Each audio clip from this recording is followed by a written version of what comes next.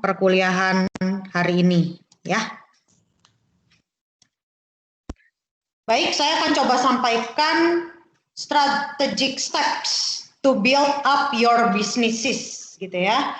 Nah, dalam arti adalah langkah-langkah strategik untuk membangun bisnis Anda. Nah, jadi kalau kita melihat bisnis itu adalah proses. Dan proses itu harus bisa diukur. Kalau bisa diukur, maka bisa diimprove. Jadi artinya, contoh apa sih yang bisa diukur gitu dari sisi bisnis? Misal yang paling gampang, misalnya antara loss and profit. Lalu misalnya dari sisi produksi, misalnya dari sisi berapa jumlah barang yang benar atau yang bagus tidak cacat. Ya, lalu misalnya dari sisi performan dari seseorang, ya, berapa orang seseorang bisa mampu menghasilkan berapa produk, atau seseorang bisa memberikan jasanya berapa banyak. Nah, contoh memotong rambut satu hari bisa berapa banyak, begitu ya. Sesuatu yang bisa diukur itu bisa diimprove. Dimulai dari yang bisa dihitung secara jumlah, yang berikutnya adalah yang bisa diukur secara kualitas. Nah, kualitas tentunya ada berbagai alat ukur. Nah, selanjutnya, mengukur proses itu bukan akhir saja gitu ya, tetapi dari mulai awal, ya, mulai dari awal kita mau starting bisnis, lalu juga misalnya akan memproduksi satu produk baik barang maupun jasa, itu harus dilihat prosesnya. Oke, saya akan langsung memperkenalkan Malcolm Baldrige Criteria for Performance Excellence, disingkat MBCFPE, ya, cukup panjang gitu ya. Tapi ini mengandung arti, jadi kriterianya dari ini nama seseorang untuk kita mengukur performance yang excellent. Excellent di sini ya kita bisa bilang sesuatu yang prima, kita bisa bilang juga bahwa excellent itu sesuatu yang unggul. Nah, maka dari itu, Malcolm Baldrige Criteria for Performance Excellence adalah salah satu alat yang digunakan untuk mendiagnose dan mengevaluasi kinerja dari organisasi maupun unit kerja, baik orientasinya buat yang profit maupun yang non-profit.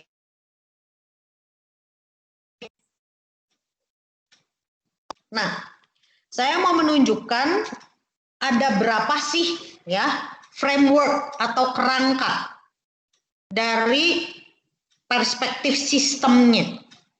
Oke, di sini ada ranah leadership, lalu yang berikutnya adalah strategic planning, customer and market focus, lalu ada measurement, analysis and knowledge management, lalu juga ada workforce focus, proses management, dan baru akhirnya adalah result-nya. Tentu kalau Anda melihat di sini panahnya, ini ada panah bolak-balik nih, ya. Jadi ada panah bolak-balik. Nah, ini juga ada panah bolak-balik. Jadi artinya nggak cuma satu arah.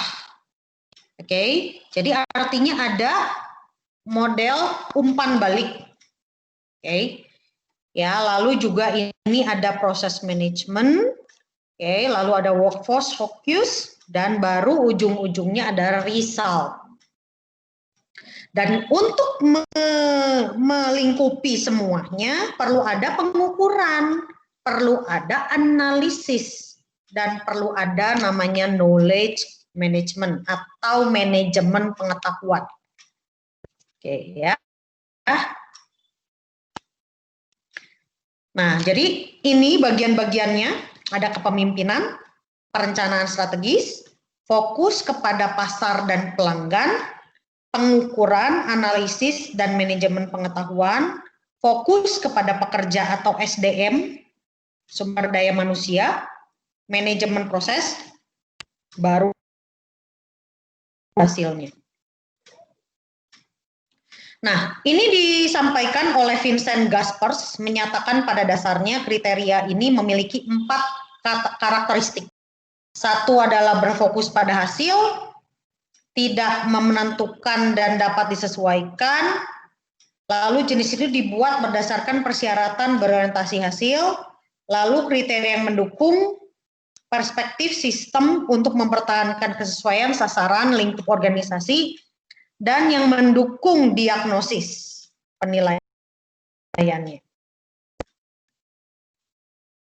Pendekatan yang digunakan untuk implementasi, ya, Malcolm Burridge kriteria for performance excellence adalah kita gunakan konsep ADLI di Indonesianya.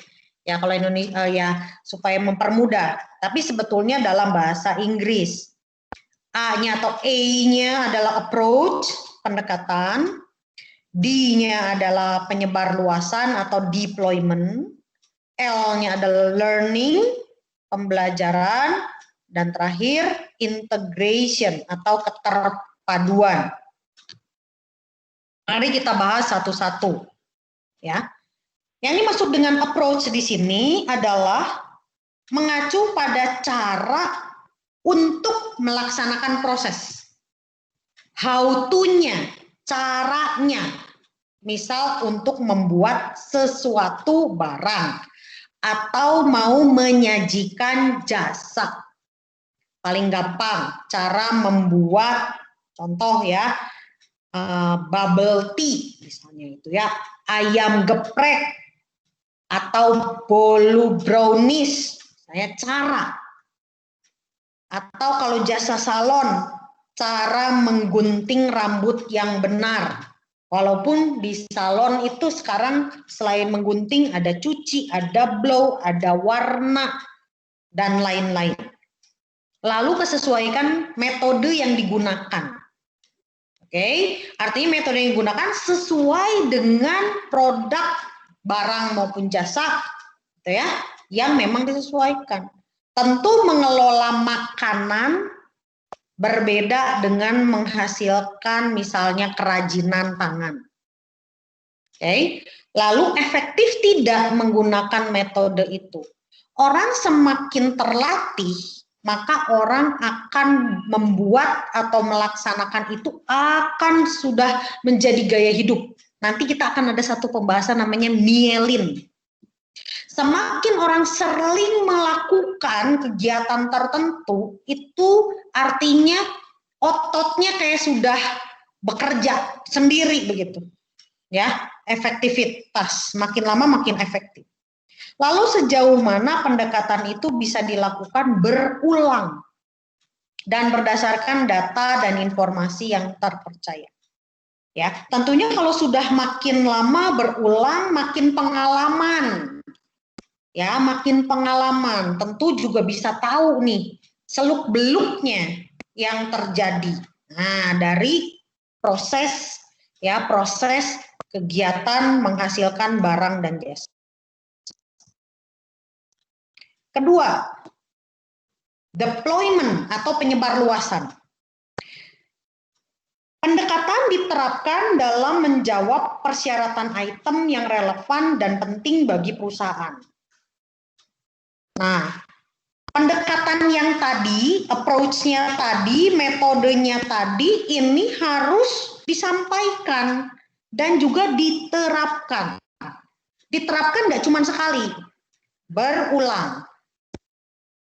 Terus konsisten, yang udah bagus, yang udah benar diterapkan konsisten. Kalau masih ditemukan kesalahan, dicek lagi, kenapa itu terjadi salah. Atau sesuatu misalnya kenapa sudah dilakukan yang benar, masih ada sesuatu kok kegagalan. Pendekatan ini juga akan dilihat, akan nanti bisa balik lagi tuh ke pendekatan awal, ya, approach. Nah, pendekatan digunakan oleh unit kerja yang sesuai.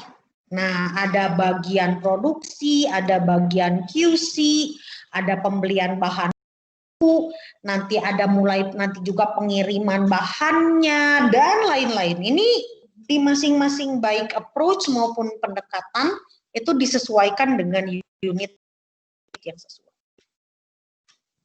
Berikut adalah learning. Nah, tadi approach-nya lalu pendekatannya sudah dilakukan, ini penyempurnaan mendekati siklus evaluasi dan peningkatan. Namanya pembelajaran. Yang sudah baik harus lebih baik. Yang belum baik harus diperbaiki. Nah, tentunya ini adalah proses pembelajaran. Ya, kita manusia ini adalah memang manusia yang harus adaptif dan harus belajar. Oke, sehingga perubahan itu yang terus ada. Nah, bagaimana kita senantiasa harus berinovasi. Berinovasi itu jangan mikirnya yang wah, tidak begitu. Ketika kita melakukan tindakan yang berbeda, itu berarti sudah termasuk inovasi. Ya, inovasi lebih artinya dari framework ya, mindset gitu ya. Oke, dan tentunya bagaimana inovasi ini dari metode, inovasi dari produknya, dari penyajian jasanya, begitu. Saling berbagi, penyempurnaan dan inovasi antar unit dan proses lainnya relevan dalam perusahaan. Nah, artinya ini sudah melihat bahwa ranahnya bukan bekerja sendiri, namun sudah antar unit, ya, antar unit. Nah, sehingga ini proses ini nggak cuma kerja sendiri. Ini mah bukan urusan saya, ini mah urusan kamu. Tidak bisa seperti itu. Di dalam satu lembaga, baik profit maupun non-profit, ini saling menyempurnakan. Dalam arti kita melihat bahwa oke, ada sesuatu yang harus diperbaiki. Tapi lihat lagi, di dalam unitnya sendiri, apa harus ada yang diperbaiki? Tidak. Nah, seperti itu. Nah, dan ini yang luar biasa, keterpaduan, integrasi. Mulai dari approach, ya, lalu juga deployment, lalu learning, lalu juga integration, ya. Ini pendekatannya selaras dengan kebutuhan perusahaan, diidentifikasikan, bisa diukur, diinformasikan, saling melengkapi. Rencana, proses, hasil, analisa, pembelajaran, tindakan diharmonisasikan antar proses dan unit kerja untuk mendukung tujuan perusahaan. Oke, ya, jadi saya ulang lagi, ADLI ya, A-nya approach, D-nya deployment atau pendekatan, L-nya learning, pembelajaran, lalu I-nya integration. Oke, untuk bisa mendukung keberhasilan dari pengembangan sebuah perusahaan. Nah, kembali pada 7 kriteria, 7 kriteria dari Malcolm Borough, kriteria for performance excellence. Ini ada poin-poinnya. Poin-poinnya ini leadership maksimum di 120, strategic planning 85, customer focusnya 85, measurement analysis and knowledge management 90, workforce focusnya 85, operation focusnya 85, resultnya 450. Sehingga kalau di total ini menjadi 1000 poin. Ya, menjadi 1000 poin. Nah, lalu scoring, setelah didapatkan scoringnya, bila di sini ada interval skor antara 0 sampai 275 itu disebutnya early development. Ya, 276 sampai 375 early result. 376 sampai 475 early improvement. 476 sampai 575 good performance. 576 sampai 675 emerging organization leader.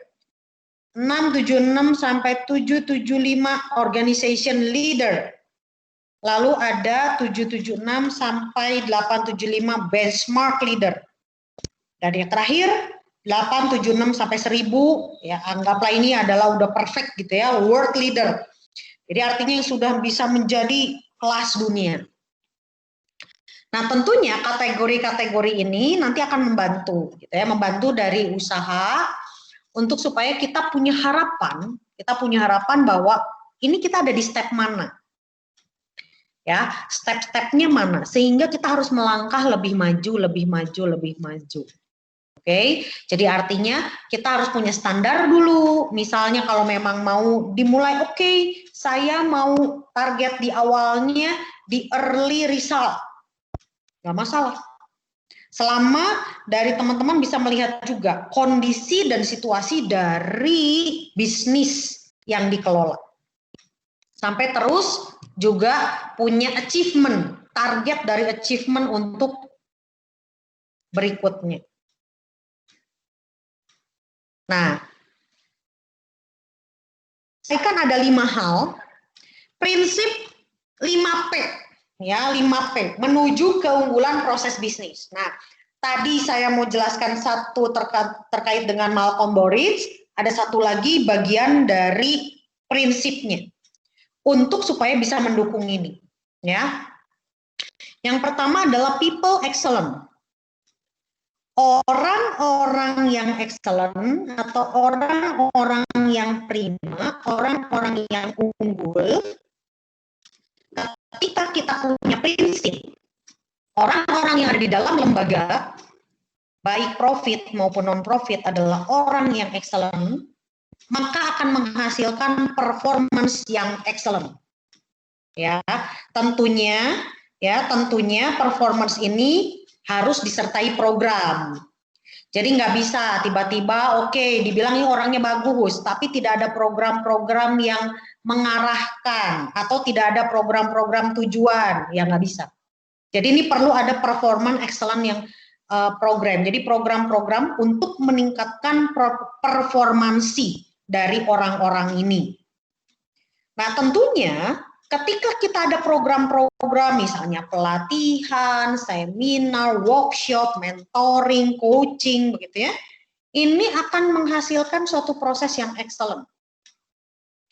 Kalau prosesnya ketika dia boleh melaksanakan itu dan dia jalankan itu dengan sebaik mungkin, tentunya akan nanti menghasilkan produk yang excellent. Produk yang excellent di sini adalah menyangkut baik barang maupun jasa yang nanti bisa disampaikan oleh people atau orang. Resultnya barulah kepada kita boleh berhitung-hitung dari sisi profit, ya. Nah, dalam arti tidak salah kalaupun menghitung profitabilitas itu dari awal. Tapi tentunya gitu ya, profitabilitas itu sebetulnya adalah result. Ya, hasil akhir ketika people-nya excellent, performance excellent program dibuat gitu ya untuk mendukung dan juga merawat, menurture dan juga mendevelop orang-orang ini sehingga boleh menghasilkan satu proses yang excellent dan nanti adalah hasil produk excellent dan tentunya dari sisi profitabilitas akan tercapai bila barang dan jasanya diminati oleh pelanggan dan juga pelanggan tidak sayang-sayang mengeluarkan uangnya. Saya mau garis bawahi mengenai excellent. Excellent di sini artinya unggul atau prima. Is different with perfect, ya, atau sempurna. Tidak. Artinya setiap orang bisa excellent pada masing-masing bidang dan fungsinya. Oke ya, pada bidang dan fungsinya. Dan itulah yang kita tuju. Prima dan unggul bukan perfect, ya, tetapi prima pada bidangnya. Unggul pada bidangnya. Oke ya, jadi karena begini, manusia itu tidak ada yang sempurna. Ya, tentunya ada orang lain yang lebih dari dia untuk sesuatu hal. Nah, maka dari itu perlu yang namanya tadi integrasi. Perlu adanya saling belajar, perlu adanya saling dukung satu dengan yang lain. Nah, seperti itu. Nah, jadi sangat penting ketika kita mau membahas sesuatu gitu ya, sesuatu lembaga baik profit maupun non profit, kita harus tahu sebetulnya visinya mau kemana. Tanpa gitu ya, tanpa kita mengetahui visi, kita nggak akan mungkin bisa mencapainya. Artinya dream atau visi yang akan kita lakukan, tapi bukan hanya sekedar mimpi, tapi mimpi disertai aksi. Itulah visi, ya. Nah, contoh nih, ada satu bengkel Nawilis, gitu ya. Dia pengen visinya itu pengen menjangkau luas, lalu pengen memberikan berbagai layanan, lalu juga ingin menyediakan berbagai layanan perbaikan maupun pemeliharaan, dan juga berkelas dunia. Sehingga kalau dari bengkel tersebut sudah punya visi, pengen memberikan layanan pemeliharaan bengkel gitu ya, dan juga berskala internasional, maka harus didukung orang-orang, people yang punya kemampuan bengkel maintenance. Tentu nggak cuma sekedar orang yang memang punya kemampuan, harus diasah dan harus ada langkah-langkahnya yang rapih, yang tertib di SOP atau Standard Operation Procedure. Lalu kegiatan-kegiatan baik servis, ganti oli, tune up, cuci, spuring, balas, ini harus ada langkah-langkahnya. Jangan sampai si A ngerjainnya langkahnya A, B, C, D, E, si B langkahnya A, C, E, D. Nah, gawat ini kalau seperti itu. Termasuk juga bagaimana ketika mau perbaikan bodi atau turun mesin.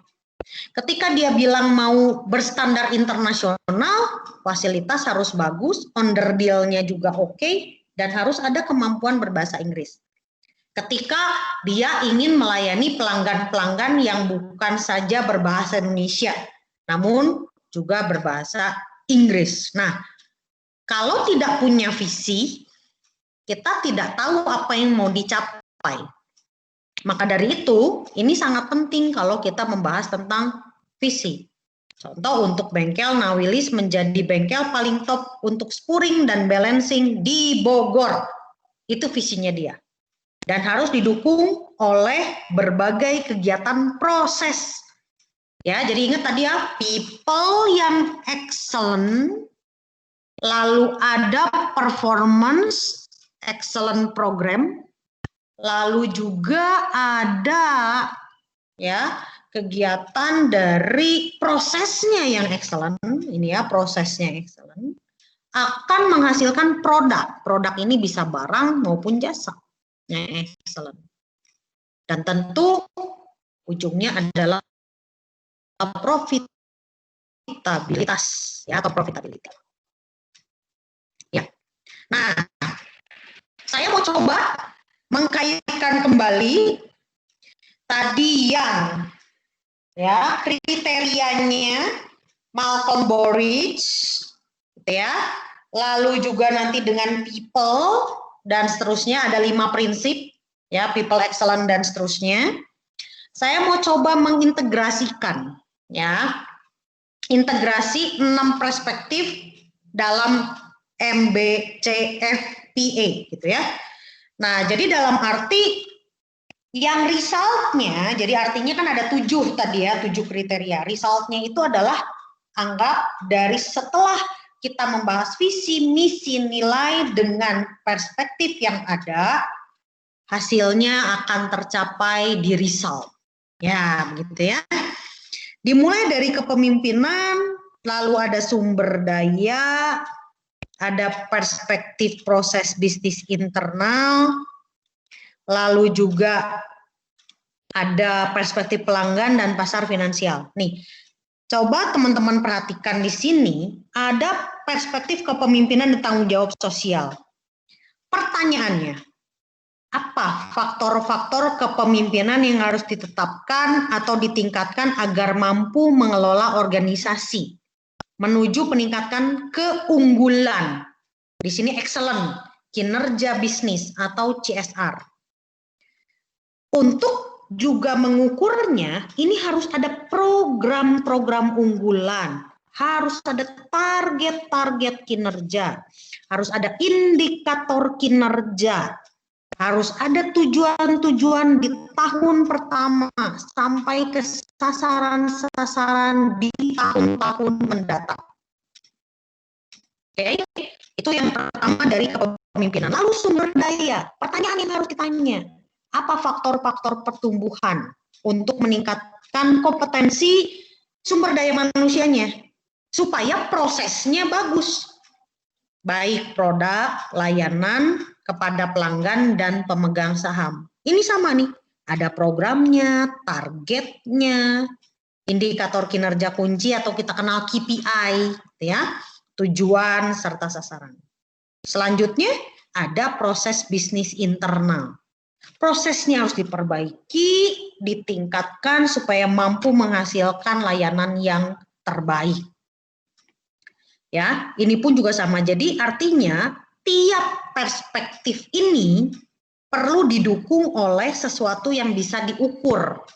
Program-programnya yang memang membumi harus ada ukurannya. Lalu ada perspektif produk dan layanan. Nah, apa yang harus dipenuhi? Kebutuhan pelanggan dan supaya puas pelanggannya. Oke. Berikut adalah yang kelima, kebutuhan yang harus dipenuhi untuk kepuasan pelanggannya. Terakhir, hasil-hasil penjualan pangsa pasar finansial dibutuhkan untuk memenuhi kebutuhan pemegang saham atau pelanggan. Nah, tentunya tiap perspektif ini akan ada program, target, kinerja, indikatornya, tujuan, serta sasaran. Nih, untuk mempermudah, teman-teman bisa menggunakan format seperti ini.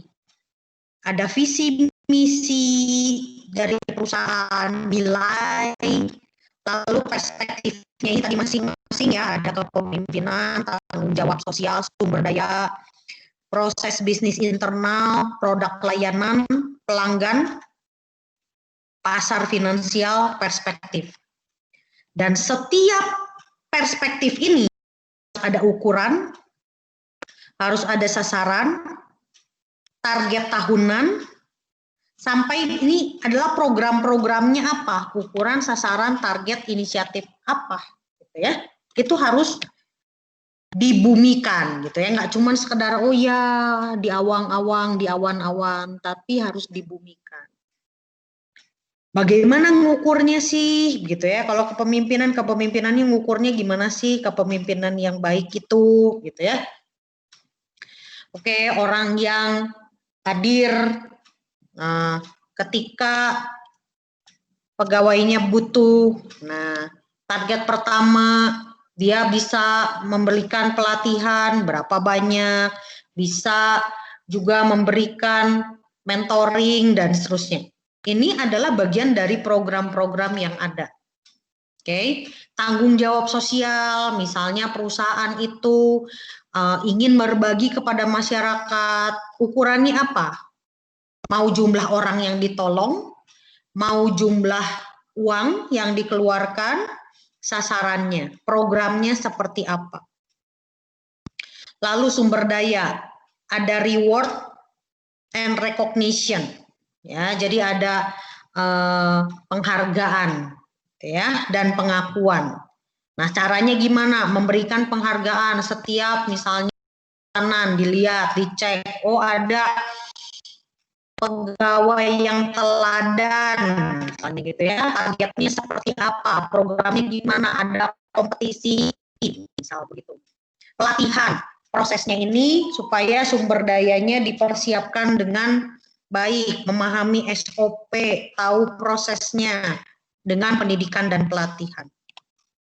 Proses bisnis internal ini tergantung dari si bisnisnya. Mau apa? Misalnya produk makanan sama jasa tentu beda.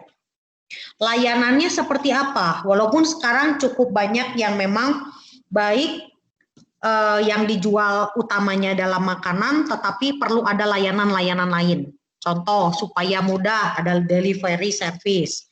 Delivery service juga berbeda ya ketika kita menyajikan di tempat dengan ketika dibawa. Untuk take away itu tentu beda dari sisi kebersihan, lalu packagingnya. Nah, itu akan menyangkut pada produk dan layanan. Pelanggannya itu siapa? Pria, wanita, umur tertentukah, gitu ya. Lalu misalnya kelas tertentukah, kelas dari sini dalam arti begini, kemampuan daya beli. Baru kepada nanti kita melihat dari sisi pasar maupun keuangannya. Oke, pasar ini dari market share. Market share-nya itu berapa persen? Ya, berapa persen dari yang memang bisa dijangkau. Gitu ya. Jangan muluk-muluk, dilihat dari yang memang kita bisa jangkau di awal, gitu ya. Sehingga terus makin lama makin berkembang. Nah, ini saya coba untuk menggabungkan prinsip 5P, ya, prinsip 5P dengan Malcolm Baric kriteria performance excellent. Oke ya. Jadi coba dilihat lagi, ini terkait dengan kriterianya ada 7 ya, kategori atau kriterianya ada 7, kepemimpinan. Lalu ada dari sisi juga perencanaan strategi. Lalu yang ketiga adalah fokus pasar dan pelanggan. Lalu ada pengukurannya bagaimana, gitu ya. Lalu ada fokus sumber dayanya, lalu juga kepada manajemen proses dan hasil. Kalau dilihat dari input pengendalian penetapan kriteria, ini inputnya dari sisi kita bisa menggunakan model bisnis kanvas, ya, bisnis kanvas model. Lalu di sini ada controlling, jadi kepemimpinan ini berfungsi sebagai controller. Lalu dari sisi kategori 4, ya, dan juga dari sisi planningnya ini menetapkan kriteria dan mengukur serta menganalisisnya. Nah, dari people excellent, performance excellent program, proses excellent product dan jadi program, ini akan lebih banyak pada masa-masa bagiannya di sumber daya manusia. Ya, sehingga ketika sumber daya manusianya ini terprogram dalam arti juga disiapkan dengan sebaik mungkin, tentu akan ada manajemen proses yang baik dan pada hasilnya adalah hasil-hasil yang baik. Tentu pada akhir hasil ini adalah dari sisi finansialnya juga terpenuhi. Ya. Nah, jadi desain ini yang bisa membantu bahwa ini adalah step-step untuk ketika seseorang atau lembaga mau memajukan ya bisnisnya dengan lebih baik lagi. Contoh ya, contoh ini adalah kasus PT Adi Sarana Armada. Oke. Nah, kalau dilihat di sini, oke, coba dilihat di sini, dia udah ada usaha selama ini, ya. Ini adalah bisnis produk mobil bekas. Oke, lalu bagaimana dia pengen mengembangkan bisnisnya? Nah, maka dari kepemimpinan, ya, kepemimpinan dia harus mencoba melihat kembali apa sih visi misinya, filosofi dari bisnis rental ini tuh apa sih begitu, ya. Karena kalau cuma mengandalkan bisnis mobil bekas, wah nggak akan banyak bertahan, gitu ya. Nah, maka dari itu dia harus meredefinisikan kembali model bisnis. Dilihat target target marketnya, lalu dari sisi kemampuan finansial dan juga people management. Nah, dari kepemimpinan ini diidentifikasikan pasarnya gimana, pelanggannya bagaimana. Lalu di sini di kriteria 3 dan 4 ini adalah harus ada rencana strategik, ya. Lalu ada kriteria pengukuran. Maka ada fokus 3 hal. Target marketnya harus mau disasarkan siapa. Lalu dari kemampuan dari finansial. Lalu orangnya lebih dikelola dengan baik. Internalisasi ke semua karyawan. Transparansi. Ya. Transparansi. Nah, ini masuk kepada ketika mau melaksanakan itu, ini perlu ada namanya people management, manajemen proses dan hasil-hasilnya. Nah, tentu ini dikaitkan dengan people excellent, performa excellent program, proses excellent, product excellent, dan profitability. Dulu rekrutmen seleksi buruk, nggak ada training. Nah, sekarang perlu ada jiwa untuk memuaskan konsumen, ya. Lalu pengelolaan supir secara profesional, kompetensi base, individual development plan, opsi pemegang sahamnya. Ya, arti begini, ketika kita mau memberikan satu layanan yang berbeda, tentu harus ada effort yang berbeda. Karena kalau kita mau berubah, menghasilkan sesuatu berbeda dengan cara yang sama, itu nonsen. Maka dari itu perlu ada perbedaan. Lalu manajemen proses. Dulu nggak ada dokumentasi, nggak ada SOP-nya. Ya terserah aja gimana dia gitu ngerjain. Nah, ini perlu ada SOP yang benar. Hasilnya, coba. Kalau sudah melakukan itu semua, hasilnya. Tahun 2007, 1.800 unit menjadi 10.000. Wow, ya. Luar biasa ini, peningkatan 5 kali dalam 5 tahun. Utilisasi 90% dari 10.000 unit mobil. Pertumbuhan omset 30% tiap tahun. Omset 2011 sebesar 566 miliar. Net profit before tax 29 M. Nah, jadi kalau dilihat dari kasus seperti ini, gitu ya, ini mencoba kombinasi antara kriteria Malcolm Bordage, lalu dengan tadi ada ukuran-ukurannya, KPI-nya, oke, lalu juga disertai 5 prinsip, ya, 5 prinsip dari proses bisnisnya, oke, maka akan dihasilkan hasil-hasil berupa keunggulan, excellent, gitu ya, hasil-hasil berupa excellent dari sebuah organisasi. Oke, saya ingin menampilkan sebagai penutup, gitu ya. Ini saya ambil dari kata-kata Weiqi. Weiqi itu artinya krisis. Kalau di split, Wei-nya adalah dangers atau bahaya, Qi artinya opportunity atau peluang.